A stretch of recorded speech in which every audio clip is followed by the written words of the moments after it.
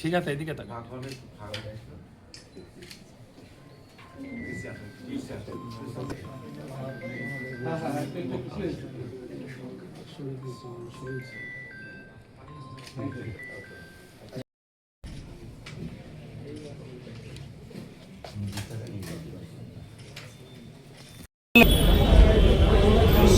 জাতীয়তাবাদী দলের পক্ষ থেকে এইমাত্র জমা দিয়ে আমরা বের হলাম।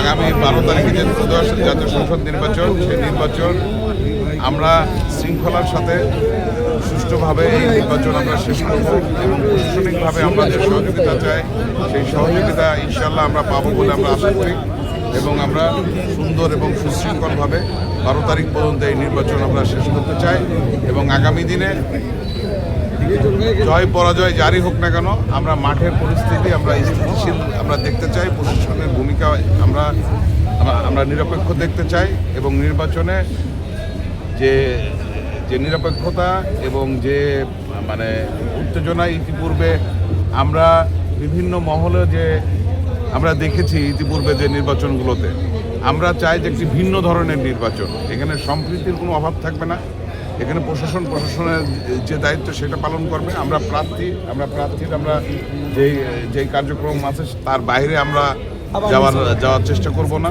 সব কিছু মিলিয়ে সুন্দর একটি পরিস্থিতি এবং সুন্দর একটি নির্বাচন 12 তারিখে আমরা আশা করছি এবং প্রত্যাশা করছি ইনশাল্লাহ সঠিকভাবে সব কিছু হবে বলে আমি প্রত্যাশা করি।